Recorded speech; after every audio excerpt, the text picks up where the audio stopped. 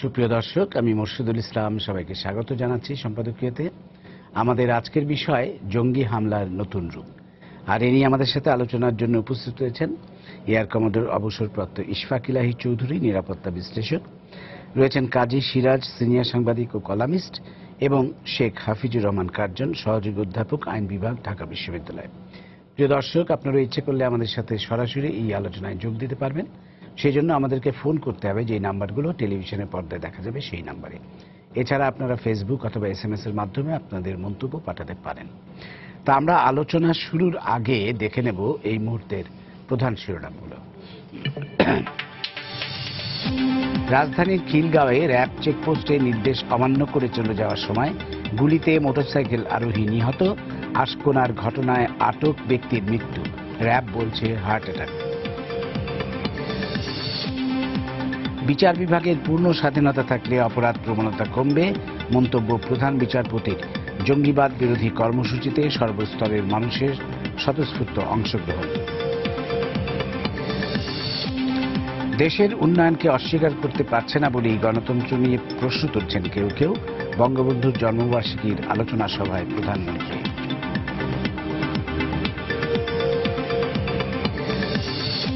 জঙ্গিবাদকে জিইয়ে রেখে ফায়দা লুটছে সরকার, মন্তব্য বিএনপি নেতাদের।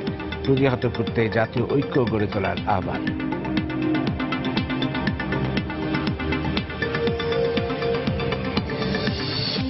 এবং কলম্বো টেস্টের চতুর্থ দিনে টাইগার বোলারদের দাপট, শততম টেস্টের নিয়ন্ত্রণ বাংলাদেশের। করুণারত্নের সেঞ্চুরিতে লঙ্কানদের লিড 139 রানের।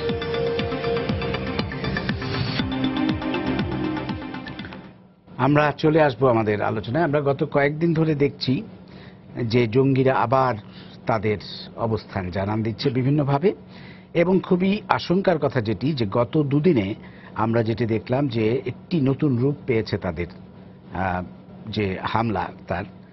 তারা এখন র্যাবের একটি ব্যারাকে হামলা করেছে, মানে অস্ত্র নিয়ে ঢুকে পড়েছিল একজন বোমা নিয়ে, এবং পরে সে আত্মঘাতী হয়েছে। আরেকজন আজকে যেটা আমরা দেখলাম যে খুব ভোরবেলা মোটরসাইকেল আরোহী র্যাবের চেকপোস্টের সামনে দিয়ে যাচ্ছে, র্যাব তাকে থামতে বলার পরও সে না থামাতে র্যাব গুলি করেছে, এবং পরে তার ব্যাগের মধ্যেও বোমা পাওয়া গেছে বলে র্যাব জানিয়েছে। তো এই ঘটনাগুলো কিন্তু ইঙ্গিত দিচ্ছে যে জঙ্গিরা এখন লক্ষ্যবস্তু করছে আইন শৃঙ্খলা রক্ষা বাহিনীকে। হয়তো তাদের মধ্যে আতঙ্ক সৃষ্টির জন্যই বা কী কারণে আমরা জানি না।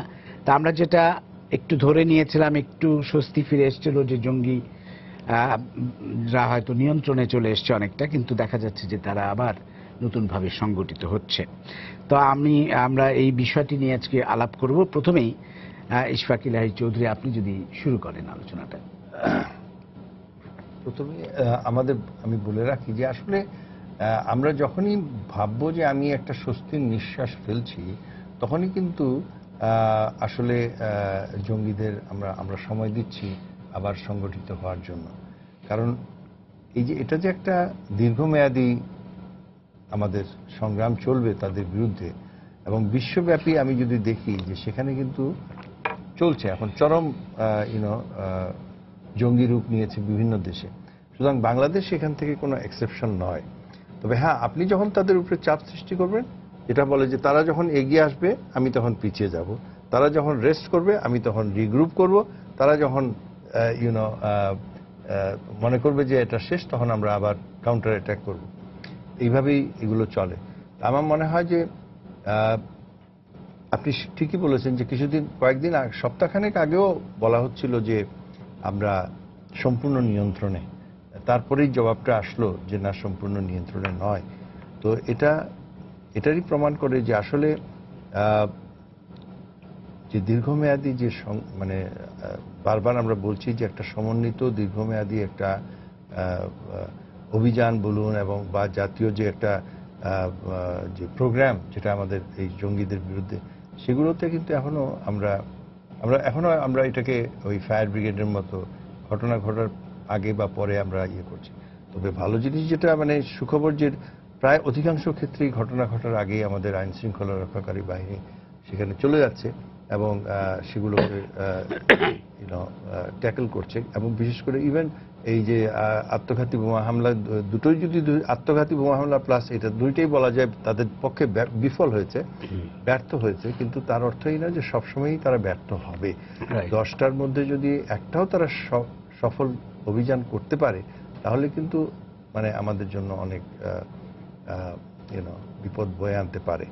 তো আমার মনে হয় যেটা দীর্ঘদিন ধরে আমাদের প্রতীক্ষিত যে আইনশৃঙ্খলা রক্ষাকারী বাহিনীর তো কাজ তারা করবেই, এবং তাদের যে আধুনিকায়ন, তাদের যে ক্ষমতার এইসব মোকাবেলা করার যে ক্ষমতা সেটা বর্ধিতকরণ তো করবই, কিন্তু সেই সঙ্গে যে আমাদের যে সফট অ্যাপ্রোচ যেগুলো মানে আমাদের শিক্ষার ক্ষেত্রে বলুন, স্বাস্থ্য সমাজের ব্যবধানের কমানোর ক্ষেত্রে বলুন, সামাজিক অবস্থার ক্ষেত্রে বলুন, বা বিশেষ করে এই যে পরিবারের যোগাযোগ, পরিবারের সন্তানের সাথে পরিবারের যে সম্পর্ক, কমিউনিটি লেভেলে যেসব কাজ করা, সেগুলো আমাদের চালিয়ে যেতে হবে। তা নাহলে কিন্তু ওই এ ধরনের ঘটনা ঘটবে। আরেকটা জিনিস আমি বলতে চাই যে মধ্যপ্রাচ্যে এখন ভীষণভাবে তারা মায়ের খাচ্ছে, এবং এদের যে আমি পরিষ্কারই বলবো যে এদের যে আইডিওলজিক্যাল সোর্সটা কিন্তু মধ্যপ্রাচ্য থেকে আসছে, এবং সেখানে তারা বলে দেওয়া হয়েছে যে আর এখন সিরিয়াতে আসার প্রয়োজন নাই, আর ইরাকে আসার প্রয়োজন নাই, তোমরা যে যেখানে আছো সেখান থেকে তোমাদের অভিযান চালাও। সুতরাং যে 6 মাস আগে হয়তো প্ল্যান করছিল যে কিভাবে সিরিয়া যাওয়া যায়, সে কিন্তু এখন প্ল্যান করবে যে এখানে বসে কিভাবে অভিযান চালনা করা যায়। সুতরাং আমরা হয়তো ওই ধরনের তাদের সংখ্যা যে খুব বেশি তা আমি মনে করব না। একটা ক্ষুদ্রাতি ক্ষুদ্র গোষ্ঠী যারা এরা করছে, কিন্তু তারা অধিকাংশই মানে উঠতি বয়সের যুবক, এবং যেটা সব থেকে দুঃখজনক সেটা হচ্ছে তার মধ্যে অনেকেই আছে যারা যথেষ্ট শিক্ষিত। এগুলো জিনিস আমাদের চিন্তা করতে হবে। জি, কাজী সিরাজ আপনার কাছে আসবো। যেটি আমরা লক্ষ্য করলাম সীতাকুণ্ডতে, যে চট্টগ্রামের সীতাকুণ্ডে জঙ্গি আস্তানা যেটা অভিযান চালালো আইন শৃঙ্খলা রক্ষাকারী বাহিনী, সেখানেও আমরা আত্মঘাতী হতে দেখলাম একজনকে, এবং কয়েকজন মারা গেল। এই আত্মঘাতী হওয়ার প্রবণতাটাও কিন্তু নতুনভাবে দেখা যাচ্ছে। যদিও হলি আর্টিজান হামলার সময় আমরা দেখেছিলাম আত্মঘাতী হওয়ার, কিন্তু তারপর কিন্তু খুব সেই রকম আত্মঘাতী হামলা, এই ব্যাপারটিও কিন্তু নতুন। আপনি একটু কি বলবেন? ধন্যবাদ আপনাকে। সারা দুনিয়াতে এটা বাংলাদেশে যেটা হচ্ছে, আমরা যতই অস্বীকার করি এদের আন্তর্জাতিক কোনো যোগাযোগ নেই, এটা হোম গ্রোন, হ্যাঁ এটা আমাদের দেশের ছেলেরা এগুলো করছে, কিন্তু তারা আন্তর্জাতিক যোগাযোগ, আন্তর্জাতিক যে ট্রেনিং অ্যাকশনের যে ধরনগুলো, ওখান থেকে তারা দীক্ষা নেওয়া বলেন, শিক্ষা নেওয়া বলেন, প্রশিক্ষণ বলেন, এগুলো তাদের নেই। এ সমস্ত অ্যাকশন থেকে এটা বলা যাবে না। নিশ্চয়ই যোগাযোগ তাদের আছে। এখন সাংগঠনিকভাবে হয়তো বাংলাদেশে আমরা আইএস এর কোনো সংগঠন নেই যে আইএস বাংলাদেশ ব্রাঞ্চ, ওরকম কিছু নেই, কিন্তু এখানে যারা কাজগুলো করছে তাদের সাথে একটা সংযোগ কোনো না কোনোভাবে আছে। তা না হলে আমরা তো লক্ষ্য হোলি আর্টিজানের ঘটনার পর সঙ্গে সঙ্গে কিভাবে কি হলো, প্রচারণা কারা করেছে এগুলো তো আমরা জানি। এখনো এই ঘটনায় যে আশকরার যে ঘটনা ঘটলো, আইএস সঙ্গে সঙ্গে দাবি করলো যে তারা এটা পেছনে আছে। তো এখন ঘটছে এই যে শক্তিটা, আমি ইসমাইল সাহেব যেটা বললেন, এটা একটা যে আমাদের আইন শৃঙ্খলা রক্ষাকারী বাহিনী বলেন বা সরকার অবস্থান থেকে যে আশ্বস্ত করার জনগণকে যে এগুলো নিয়ে চিন্তা ভাবনা করার দরকার নেই, all this things are under control, কিন্তু এই যে কন্ট্রোলে নেই, এগুলো কন্ট্রোলে থাকে না। ঘটনাটা হচ্ছে এরা একটা আদর্শের কথা বলে, এটা কতটুকু সত্যি, যারা এই আদর্শের জন্য এই সমস্ত ঘটনা ইনভলভ হচ্ছে তারা আমার ব্যক্তিগত ধারণা তারা বুঝে ইনভলভ হচ্ছে না। যারা এই আইএস এর কথা বলছে, এটা আদর্শিক যে জায়গাটা এটা অত দুর্বল। তারা আসলে ইসলামিক স্টেট প্রতিষ্ঠার জন্য লড়াইটা হচ্ছে না। যদি লড়াই হতো ইসলামের জানি দুশ্মন অথবা ইসলাম এবং মুসলমানরা যাদের জানি দুশ্মন, তারা তো আইএস এর সঙ্গে সংযোগ রাখতো না, তাদেরকে সাহায্য করতো না, সহযোগিতা করতো না। আইএস এর মধ্যপ্রাচ্য যেসব ইরাক এবং এই সমস্ত জায়গায় যারা লড়াই করছে, সংগ্রাম করছে ইসলামিক স্টেট প্রতিষ্ঠার জন্য, তাদের আহত যারা বলে বিপ্লবী, তাদের চিকিৎসা সুবিধা দিচ্ছে ইসরায়েল, শোনা যায় তাদের অর্থ দিচ্ছে ইসরায়েল, তাদের অস্ত্র সরবরাহ করছে ইসরায়েল। তো ইসরায়েল কি জানে না যদি ইসলামিক স্টেট যদি সত্যিকার অর্থে সারা দুনিয়াতে প্রতিষ্ঠিত হয়, প্রথম যারা সবচেয়ে বেশি ক্ষতিগ্রস্ত হবে সেটা হবে জুজরা, মানে ইহুদিরা। ইসরায়েল ক্ষতিগ্রস্ত বেশি হবে, জেনে শুনে তারা এটা কেন করছে। তো এতে স্পষ্ট যে আসলে ইসলামিক স্টেটের কথা যেটা বলা হয় এটা হচ্ছে মুসলমানদেরকে ধর্মীয় জজবা তুলে, ধর্মীয় জায়গায় অনুভূতিতে টাচ করে, স্পর্শ করে তাদেরকে ধর্মান্ধ যারা আছে এদেরকে উস্কে দেয়া, এদেরকে এগুলোতে ইনভলভ করে অন্য কারো এজেন্ডা বাস্তবায়ন করা। মধ্যপ্রাচ্যে কি হচ্ছে, এই যে আইএস যে ফোর্সগুলো দুটো রাষ্ট্রের দুটো জায়গায় যে তেল সম্পদগুলো, তেল খনিগুলো, তেলের যে জায়গাগুলো দখল করেছে, সেই তেলের অবস্থাটা কি, সেই তেল উঠছে, সেই তেল যাচ্ছে কোথায়, কারা নিচ্ছে, কারা পাচ্ছে। তো এগুলো একটা অর্থনৈতিক স্বার্থ এখানে কাজ করে। আরেকটা হচ্ছে মুসলমানদের বিরুদ্ধে, এগুলো তো আমরা দেখছি জানছি, ইসলামের বিরুদ্ধে এগুলো আছেই। তো এখন মূলত ইসলামের কথা বলে ইসলাম বিরোধী শক্তির এখানে একটা ভূমিকা আছে, এটা মনে হয়, আমার অন্তত মনে হয়। যাদের বিরুদ্ধে, যেমন আমরা যদি আফগানিস্তান থেকে ধরো লাদেন, এখন সবাই জানি, আমরা সবাই জানি লাদেন কার ক্রিয়েশন, কার সৃষ্টি, তারপর অন্য আরো বিভিন্ন জায়গায় আছে। তো এখন ওই যে যেটা, কিন্তু উন্মাদনাটা হচ্ছে ধর্মের উন্মাদনা। ধর্মের উন্মাদনা তো সাংঘাতিক উন্মাদনা। এই যে বেঁচে থাকলে গাজী, মরলে শহীদ, বেহেশত, এবং বেহেশতে গেলে ওটা বর্ণনা আছে কি কিভাবে। একটু আগে ইসবাক ভাই বর্ণনা দিচ্ছিলেন এক জায়গায় একটা ওয়াজের কাহিনী, যে বেহেশতে গেলে কি কি পাওয়া যাবে।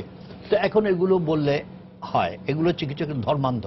আর একটা হচ্ছে ইয়াং, যে এই যে আমাদের এখানে উচ্চ শিক্ষিত, ইংরেজি শিক্ষা শিক্ষিত, এটা ধারণা ছিল অন্য জায়গা, পাকিস্তানের বিভিন্ন জায়গায় মাদ্রাসার শিক্ষা, যারা শিক্ষিত, কম শিক্ষিত ওরা, আমাদের এখানে একটা ধারণা ছিল যে মাদ্রাসা বা এরকম লাইনে লেখাপড়া করা ছেলে মেয়েরাই বোধ হয় এগুলোতে ইনভলভ হয়। কিন্তু এখানে দেখা যায় তা না, উচ্চশিক্ষিত, মানে প্রাইভেট বিশ্ববিদ্যালয়, এমনকি পাবলিক বিশ্ববিদ্যালয় ইনভলভমেন্ট আছে এখানে।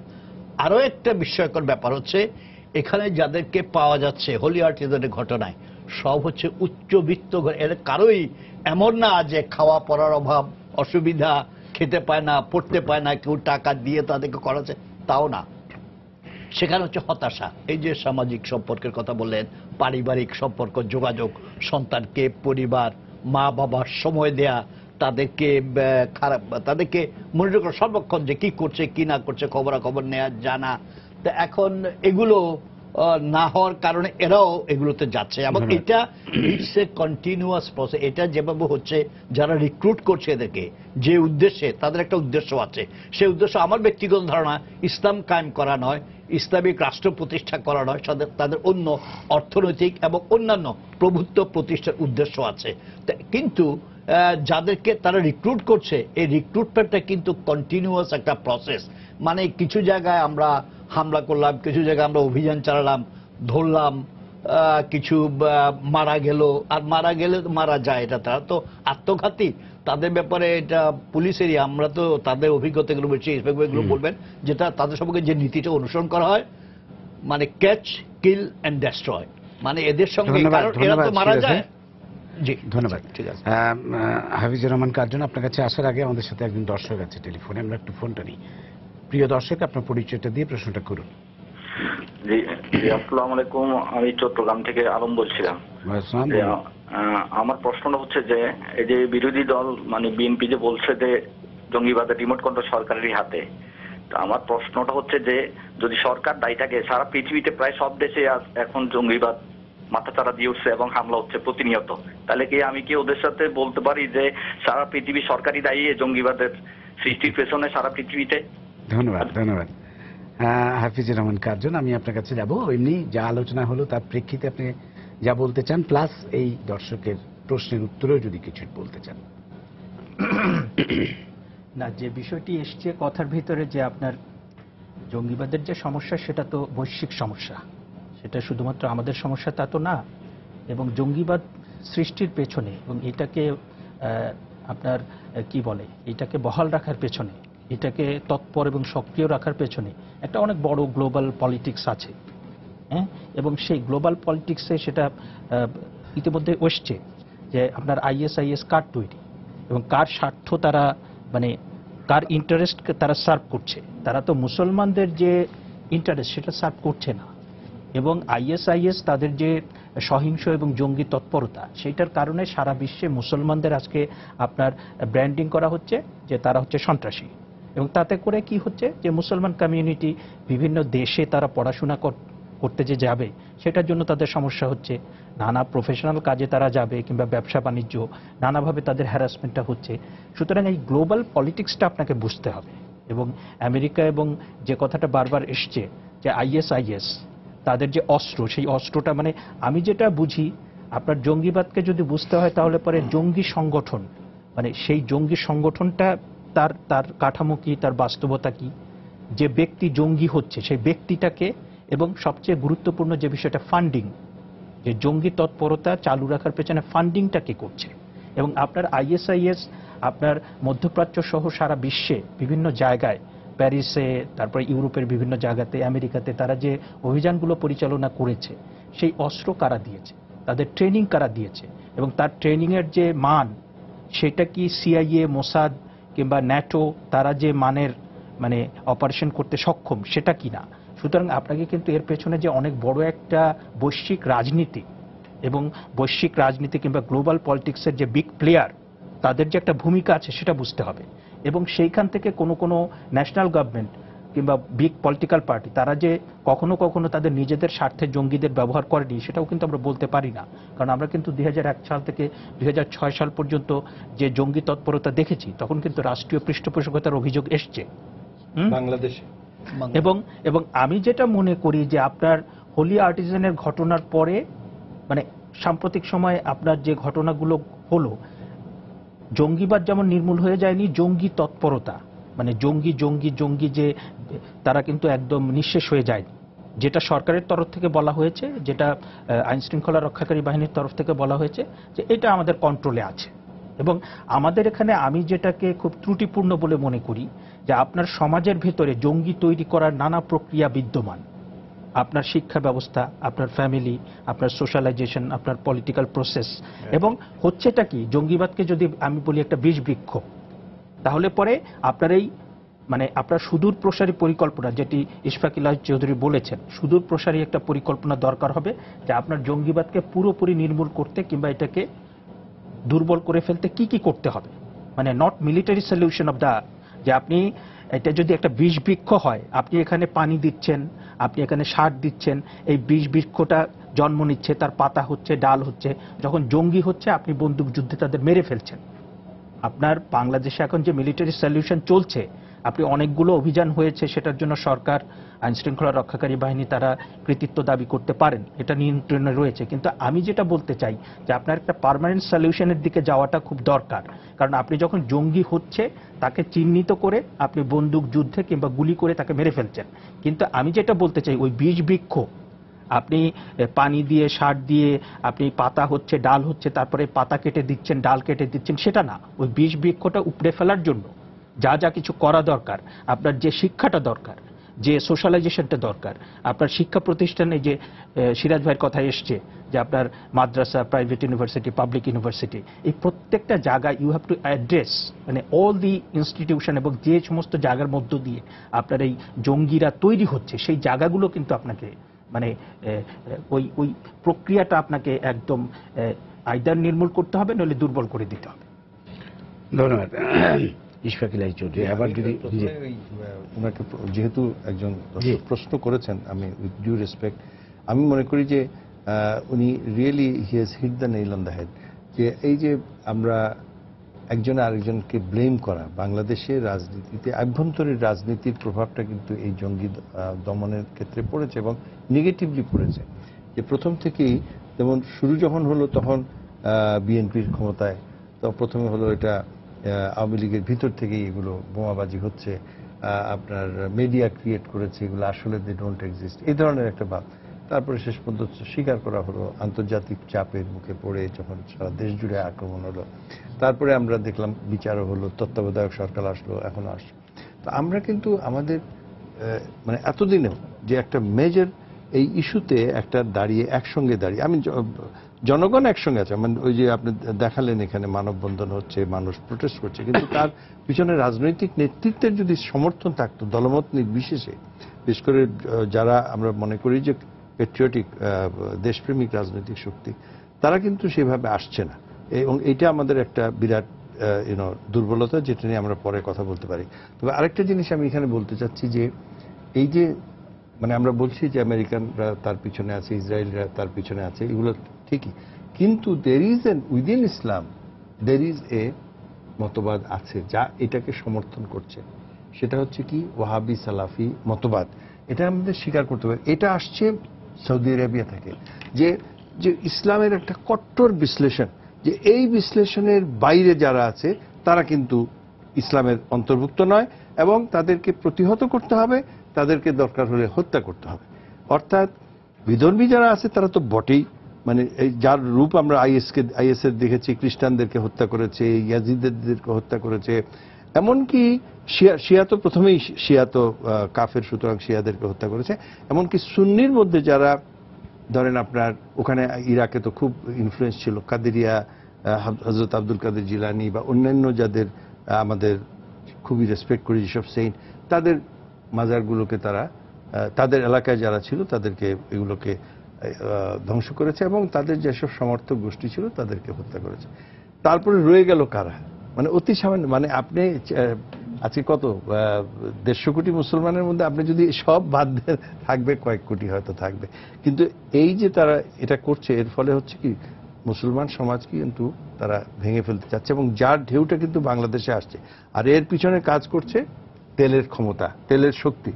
এই যদিও 1936 সালে তারা ক্ষমতা দখল করেছিল সৌদি আরবিয়াতে, কিন্তু 1973 অয়েল যে হলো 73 আরব ইসরায়েল ওয়ার, তাই না, 73 পরে যখন তেলের দাম বাড়লো তারপর থেকে কিন্তু বিশ্বব্যাপী একটা সাউদিয়াইজেশন যেটাকে বলে, আপনার মসজিদে পরিবর্তন হয়েছে, টেক্সট বুকে পরিবর্তন হয়েছে, মাদ্রাসা শিক্ষায় পরিবর্তন হয়েছে, আপনার মিলাদ আর বলছি না, রোজা বলছি না, নামাজ বলছি না, বেহেশত বলছি না, হাফেজ বলছি না, তাই না।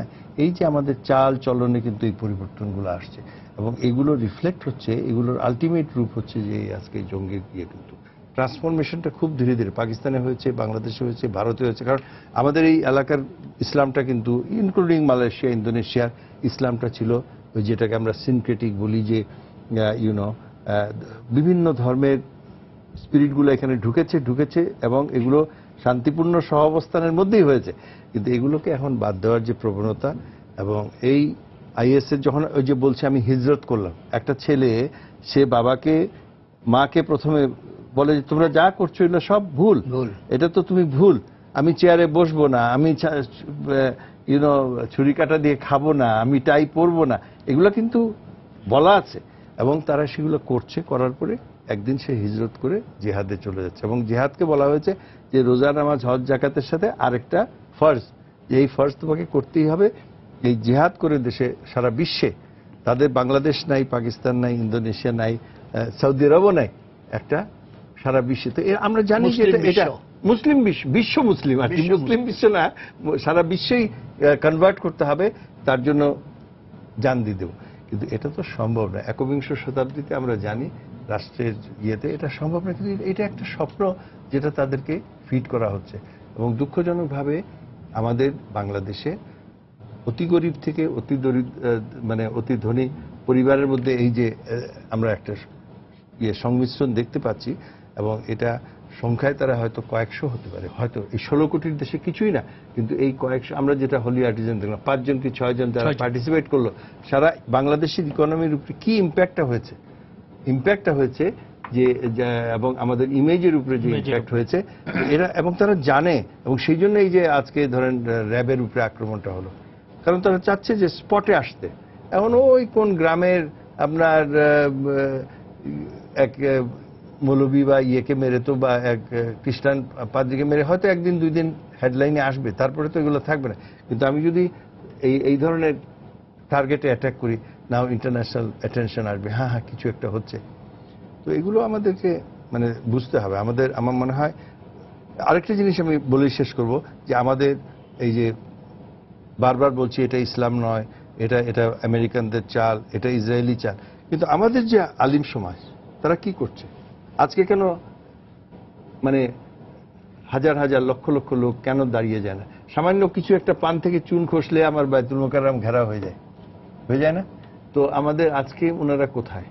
আমি হেফাজতের কথাই বলি, আজকে তারা কেন নামতেছে না, বলতেছে না যে এই যে এইসব কাজ আমরা মানি না, এইসব এই ধরনের আমার ইয়ে নয়, এই যে সুইসাইড অ্যাটাক, এগুলো আমার ইসলামে এগুলো চলবে না, বাংলাদেশের ইসলামী বাংলাদেশে এগুলো চলবে না। আপনি শুনেছেন হয়তো ওই আমাদের মৌলানা মাসুদ আর একজন দুইজন কথা বলে, এটা they don't even listen to them. Right.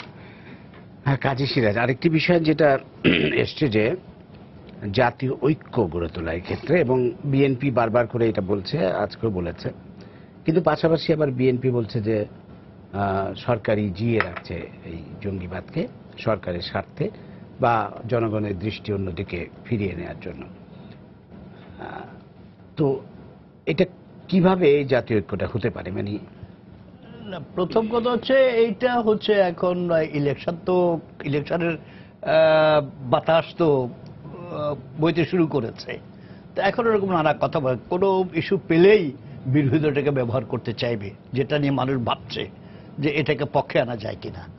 তো এটা আমার কাছে মনে হয় স্রেফ একটা রাজনৈতিক বক্তব্যের মতো। সরকার, কোন সরকার, যে সরকারই হোক, ক্ষমতার থাকা কালে দেশে অশান্তি, বিশৃঙ্খলা, অর্থনীতির উপর আঘাত, মানে এই যে জিনিসটা তো রাষ্ট্রের উপরে হচ্ছে, এটা কোন ব্যক্তির বিরুদ্ধে নয়, দলের বিরুদ্ধে নয়, সরকারের বিরুদ্ধে নয়। বিএনপি সরকার ক্ষমতায় ছিল তখন কিন্তু আমরা দেখেছি যে তারা রাষ্ট্রীয়ভাবে সন্ত্রাসকে প্রশ্রয় দেয়া, আমরা যদি একটু স্মরণ করি, সেই 10 ট্রাক অস্ত্র রাষ্ট্রীয় পৃষ্ঠপোষকতায় আনা হলো অন্য দেশের মানে একটা বিশৃঙ্খলা সৃষ্টির জন্য। আমরা যদি জানি যে তৎকালীন বিরোধী দলীয় নেত্রী শেখ হাসিনাকে অ্যাটাক করা হলো, মেরে ফেলার জন্য গ্রেনেড হামলা করা হলো, সেটাও কিন্তু রাষ্ট্রীয় পৃষ্ঠপোষকতায়। সেগুলো কিন্তু হয়েছে। প্লাস জঙ্গিবাদকেও সমর্থন দেওয়া হয়েছে অনেক অনেক ক্ষেত্রেই। তো সেটা কিন্তু পরবর্তীকালে প্রমাণ হয়েছে। সব সরকারই যে আসলে আপনি যেটা বললেন আইডিয়াল সরকার হচ্ছে যে এগুলোকে নিশ্চয়ই প্রশ্রয় দেবে না, কিন্তু আমরা অতীতে দেখেছি না এগুলো দিয়ে লাভ কি হয়? যারা এগুলোকে দেয় তারা ক্ষতিগ্রস্ত হয়েছে। এগুলোকে যারা প্রশ্রয় দেয় তারা লাভবান হয় না। যে সরকারের সামনে ভীষণ থাকে, দেশের রাষ্ট্রের জনগণের কল্যাণের লক্ষ্য যাদের থাকে, সে লক্ষ্য অর্জন করবার জন্য তারা চায় স্থিতাবস্থা বজায় থাকুক, অশান্তি না হোক, অরাজকতা সৃষ্টি না হোক, এমন কোনো কিছু না ঘটুক যে ঘটনায় তাদের ক্ষমতা থাকা না থাকা, মানে গোটা জনগণকে এটা প্রভাবিত করবে, ক্ষমতা থাকা না থাকাটা একটা সংকটের মধ্যে পড়ে যাবে, সেই কাজগুলো করতে চায় না। তো এইটা ওনারা বলছেন জঙ্গিবাদ। আর সবচেয়ে বড় কথা, জঙ্গিবাদ এটা তো আমি ব্যক্তিগত মনে করি কোনো ব্যক্তির দলের বিষয় না, সরকারি বিষয় না, এটা রাষ্ট্রের বিষয়। টোটাল আক্রমণটা রাষ্ট্রের উপরে হচ্ছে, রাষ্ট্র সম্পর্কে চিন্তা নিয়ে এই কাজগুলো, যারা পারুক আর না পারুক, ওই একজন পাদ্রীকে মেরে, একজন হিন্দু পুরোহিতকে মেরে এটা করে তো হবে না। যেমন এই যে র্যাবের কালকে আশকোনায় যেটা হলো, একজন গেছে ওখানে, একজন ওয়ার্ল্ডটপকে ঢুকেছে, ওরা তো নিশ্চয়ই জানে যে একজন সেখানে র্যাবের সমস্ত লোককে শেষ করে দিতে পারবে না, একেবারে র্যাবের সমস্ত কর্মকাণ্ড এরা এটা করেছে ওই যে সিম্বলিক একটা কিছু করা করে খবর হওয়া যে আমরা বসে নেই। আর একটা হচ্ছে আমাদের আইন শৃঙ্খলা রক্ষাকারী র্যাবের বিভিন্ন জায়গায় যে অপারেশনগুলো হচ্ছে, সাকসেসফুল অপারেশন, র্যাবের উপর তাদের একটা ক্ষোভ আছে, ক্রোধ আছে, মানে একটা ভয় সন্ত্রাস তৈরি করা, সৃষ্টি করা। তো এগুলো আমাদের এখানে অন্য জায়গায় হয়েছে, কিন্তু এতে আইন শৃঙ্খলা রক্ষাকারী বাহিনী সন্ত্রস্ত হবে এটা আমি মনে করি না। এটা হচ্ছে ওদের কৌশল। তো এটা আমার মনে হয় জাতীয় ঐক্যের যে কথাটা বলা হয়েছে, এটা আবার বিএনপি বলছে বলেই কথাটা খারাপ, আমার মনে হয় ওভাবে নেওয়া ঠিক হবে না। ইসমুবে যেটা বললেন, গোটা জনগণকে ইনভলভ করা, আমাদের জনগণ ইনভলভ হয়েছে, মানে না জনগণ ইনভলভ হয়েছে, আমরা জনগণ ইনভলভ হয়েছে এটা বলি। জনগণ যেভাবে আমরা বলি আওয়ামী লীগ আর বিএনপির জনগণের কথা যেটা বলে জনগণ তাদের পক্ষে, তাইলে তো বাংলাদেশ জনগণ 32 কোটি 16 কোটি, কিন্তু তা তো না। জনগণের মধ্যে এটা স্পষ্ট কথা হচ্ছে, আমাদের দেশের জনগণ রাজনৈতিকভাবে আদর্শিকভাবে না হোক, মানে সমর্থনের দিকে একেবারে বিভাজিত দুই ভাগে, বিশেষ করে আমাদের দুই দলের প্রধান দুটি দলের সমর্থন, তাদের কোর সাপোর্ট, এটা আমি একদিন এক নির্বাচন করে স্বাগত বলছিলেন যে কার কত কোর সাপোর্টটা আছে, সেটা হচ্ছে 2-3% এদিক ওদিক, মানে 30 থেকে 35-এর মধ্যে থাকে। এখন আমি যেটা শেষ করি যে আপনি জনগণকে ইনভলভ করতে হবে। জনগণকে ইনভলভ করতে হলে আওয়ামী লীগ বললে বিএনপি যারা সমর্থন করে সেটা শোনে না, আবার বিএনপি যেটা বলে সেখানে খালেদা যেটা বলেন আওয়ামী লীগ একদম এটা কোনো কথাই না। তো সমস্ত দুই পক্ষের লোককে যদি ঐক্যবদ্ধ করতে হয় তাইলে দুই নেত্রী এক সুরে কথা বলতে হবে, একসঙ্গে কথা বলতে হবে যে এটা আমাদের ন্যাশনাল ইস্যু, এটা আমাদের রাষ্ট্রীয় স্বার্থের বিষয়। আমরা এমনিতে ক্ষমতার জন্য অন্য কিছুর জন্য মারামারি করে ঝগড়াঝাটি যাই করি, এই ব্যাপারে আমরা ঐক্যবদ্ধ, আপনারা সবাই এটাকে মোকাবিলা করুন। আরেকটা হচ্ছে একটা দেশে ধরেন রাজনৈতিক কর্মকাণ্ড, সাংস্কৃতিক কর্মকাণ্ড ইত্যাদি যদি চালু না থাকে, সেগুলোতে অ্যাবসেন্ট থাকে, তাইলেও কিন্তু এগুলো মাথা চাড়ার সুযোগ পায়। ধন্যবাদ, ধন্যবাদ। আমার সাথে আরেকজন দর্শক আছেন টেলিফোনে, আমরা একটু ফোনটা নেই। প্রিয় দর্শক, আপনার পরিচয়টা দিয়ে প্রশ্নটা করুন। আসসালামু আলাইকুম। ওয়ালাইকুম আসসালাম।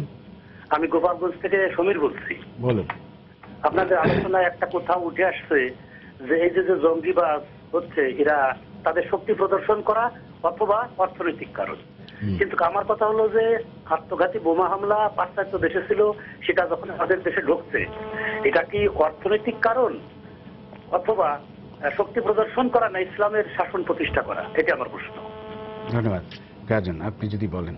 না, সুইসাইড বম্বিং এর যে বিষয়টা সেটা আপনাকে বুঝতে হবে যে ইতিমধ্যে আমাদের আলোচনায় এসছে যে যারা জঙ্গি হচ্ছে তাদের পেছনে একটা বড় প্রণোদনা কিন্তু আদর্শিক। হ্যাঁ, তারা যে যদি মরে যায় তাহলে পরে আপনার শহীদ হবে, আর যদি বেঁচে থাকে গাজী হবে, এবং ওই যে নানা রকম প্রলোভন এবং বিভ্রান্তি। সুতরাং ওই যে আপনার আদর্শিক বিষয়টা, একটা মানুষ কখন আপনার সুইসাইড বম্বিং এ যায়, এটা হয় যে আপনার প্যালেস্টাইনে যখন ইসরায়েল একের পর এক হামলা চালাচ্ছে, হ্যাঁ, তখন তার যখন কোনো উপায় থাকে না তখন সে ইসরায়েলে গিয়ে সুইসাইড বম্বিং করে। আবার আদর্শিক কারণেও করে। হ্যাঁ, শুধুমাত্র ওইটা যে আপনি বললেন তা কিন্তু না, কারণ একটা মানুষ যখন তার নিজের জীবনকে উৎসর্গ করছে, কিংবা একটা মানুষ সবসময় চেষ্টা করে তার নিজের জীবনকে রক্ষা করার জন্য, কিন্তু সে যখন নিজের জীবনকে কোনো একটা কারণের জন্য উৎসর্গ করছে, তখন কিন্তু আমরা বুঝতে হবে শুধুমাত্র অন্য কোনো কিছু না, তার পেছনে খুব বড় ধরনের আদর্শিক কিংবা অন্য কোনো কিছু যদি কাজ না করে, তাহলে পরে সেটা মানে সুইসাইড বম্বিং এর দিকে সে কিন্তু কখনোই মানে ধাবিত হবে। ধর্মের বাইরে যত উদাহরণ আছে, যেমন পাকিস্তানে বেনজির সেটা যে কোনো কিছু হতে পারে, সেটা ধর্ম হতে পারে, সেটা সমাজতন্ত্র হতে পারে, সেটা অন্য কোনো আদর্শ হতে পারে। পাকিস্তানে বেনজির ভুট্টোর যে সুইসাইড বোমে তাকে যে মারা হলো, সেখানে তো ধর্মের বিষয় ছিল না। ভারতের রাজীব গান্ধীকে যে সুইসাইড বোম্বার তাকে মারলেন, তো সেখানেও তো নিশ্চয়ই আপনার রাজীব গান্ধীর যে বিষয়টা ছিল, অন্য অনেকে ব্যবহার করতে পারে, অন্যের স্বার্থে কেউ তাকে এমনভাবে মোটিভেট করে নানাভাবে, তারা এগুলো মানে যখন কোনো ব্যক্তির দেয়ালে পিঠ থেকে যায় যে কোনো কারণ, whatever may be the cause, তখন সে চিন্তা করে যে ঠিক আছে, আমার জীবন যখন শেষ করেছে, সুতরাং আমি একজনকে কিংবা আরো কয়েকজনকে নিয়ে আমি আমি নিজে ধ্বংস হব কিংবা নিজে মরে যাব, এই ধরনের একটা ফিলিং থেকে কিন্তু সারা বিশ্বে আপনার ওই সুইসাইড বম্বিং গুলো হয়। জি, ইশফাক এলাইজুদ্দিন, আপনি, আমাদের বেশি আর সময় নেই, আপনি যদি একটু বলেন যে আমরা আবার যদি একটু স্মরণ করি যে সীতাকুণ্ডে যে বোমা উদ্ধার করা হলো, পুলিশ বলছিল যে সেখানে যে বোমা আছে সেটি যদি একটা জনবহুল এলাকায় যদি বিস্ফোরিত হতো, বিস্ফোরণ ঘটানো হতো, তাহলে অনেক হতাহত হতো, কল্পনা করা যায় না এরকম। তো সীতাকুণ্ডে ধরুন, এটা তো আমাদের জন্য সৌভাগ্য যে একজন বাড়ির মালিক সে স্বতঃপ্রণোদিত হয়ে মানে পুলিশকে সংবাদটা দিয়েছে, এবং সে খুবই অবজারভেন্ট, যে সে দেখেছে, নোটিস করেছে যে এখানে অনেক কিছু ইলেকট্রনিক্স জিনিসপত্র আছে। তো এই ধরনের লোক আরও আমাদের দরকার, যারা স্বতঃপ্রণোদিত হয়ে আইন শৃঙ্খলা রক্ষাকারী বাহিনীকে এই ইনফরমেশনগুলো দিবে। কিন্তু এর মধ্যে একটা বিপজ্জনক এটা যে সে যে দেওয়ার পর এখন তার নিরাপত্তার কি হবে? এখন তো এক্সপোজ, তার উপর হামলা হয়েছিল, তার উপরে ইনজুর্ড হয়েছিল মহিলা। এইগুলো কিন্তু আমাদেরকে সমাজকে এশিওর, মানে পুলিশকে এশিওর বা আইন শৃঙ্খলা এই এশিওরেন্স দিতে হবে যে যারা আমাদেরকে এই ধরনের সহযোগিতা করবে আমরা তাদেরকে রক্ষা করবো, প্রোটেক্ট করবো, তখন জনগণ এবং তাদের মধ্যে এই আন্ডারস্ট্যান্ডিংটা হবে। আর এটাতে আরেকটা জিনিস হয়েছে যে দেয়ার আর পিপল, আমরা যাদেরকে এই যে হত্যা করছি, মনে করেন হত্যা তারা আত্মাহুতি দিচ্ছে অথবা অপারেশনে তারা মারা পড়ছে বা জেলেও যাচ্ছে, এরা কিন্তু ফুড সোলজার্স, মানে নিচে সর্বনিম্ন পর্যায়ের এরা। কিন্তু এই যে ইলেকট্রনিক্স যে জিনিসটা বানালো, যে লোকটা এই ভেস্টগুলো বানালো, এক বা একাধিক লোক বা আরো বানাচ্ছে, কতগুলো বানিয়েছে জানি না, এর পিছনে তো ইলেকট্রনিক্স কাজ করছে, কিভাবে সুইচটা হবে, কিভাবে এই কেমিক্যালস গুলো ধরেন আপাতত আপনার বাজারে যে পাওয়া যায়, they are individually they are not explosive, but when you mix them up, then they become explosive. তার মানে হচ্ছে there are people who are working, যারা এখনো ধরা পড়েনি এবং সেটা খুবই বিপজ্জনক, যাদের নোহাও আছে, যারা নোহাও আছে এবং তারা করে যাচ্ছে। আমাদেরকে এখন নিরাপত্তা রক্ষাকারী বাহিনীকে ওদেরকে খুঁজে বের করতে হবে যে এর পিছনে কারা। একজন যেরকম টেকনিক্যালি যারা লোক পিছনে আছে, আর হচ্ছে আদর্শিক যারা। এই মগজ ধুলাইটা হচ্ছে কোথায়? সেটা কি কোনো মাদ্রাসায়, কোনো মসজিদে, কারো বাড়িতে, কোনো ক্লাবে, কোনো একটা জায়গায় হচ্ছে যেখানে মানুষ, এই ছেলেগুলো জড়ো হচ্ছে, জড়ো হয়ে তাদের টোটাল মগজ ধোলাই হচ্ছে, কয়েক সপ্তাহের মধ্যে তারা ট্রান্সফার হয়ে যায়। আমরা দেখেছি যে ছেলেটা গান গেতো, গিটার বাজাতো, পার্টি করতো, সে কয়েক মাসের মধ্যে এমন চেঞ্জ হয়ে গেল যে সে যে একটা মৃত্যুর ঝুঁকি নিল এবং আরো লোকদেরকে হত্যা করলো। এইগুলোতে আমাদেরকে এখন খুঁজে বের করতে হবে এবং এক্সপোজ করতে হবে এবং শাস্তিতে ব্যবস্থা। ধন্যবাদ। আমরা আশা করব জনগণকে সাথে নিয়ে আমাদের আইন শৃঙ্খলা রক্ষাকারী বাহিনী নিশ্চয়ই এই জঙ্গিবাদকে মোকাবেলা করতে পারবে সফলভাবে এবং আমরা একটা শান্তির দেশ পাব। সবাইকে ধন্যবাদ। প্রিয় দর্শক, সবাইকে শুভেচ্ছা জানিয়ে শেষ করছি আজকে সম্পাদকীয়। আগামীকাল আবারও দেখা হবে রাত 10টায়। দেখার আমন্ত্রণ রইল। শুভরাত্রি।